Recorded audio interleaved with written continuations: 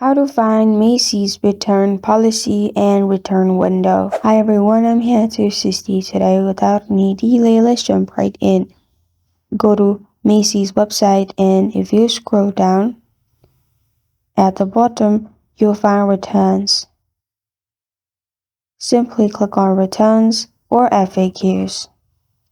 After you click on FAQ, scroll down and you'll find returns. Click on view more in the returns. After you click on view more in returns, it will lead you to this page.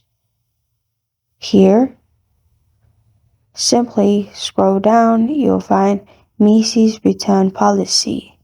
You can click on it, and as you can see, these are the Macy's return policy, which includes Macy's return condition. Return merchandise must be unworn, unaltered in its original packaging and with original tags attached. Mismatched garments will not be accepted. New or gentle used cosmetics or fragrance product purchased at Macy's that do not meet your needs will be accepted for return. And these are some of the return policy. This is how to find Macy's return policy and return window. Thank you for joining me today. If this video helps you out, please leave a like and subscribe for more. Got a question or want to suggest a topic? Comment below.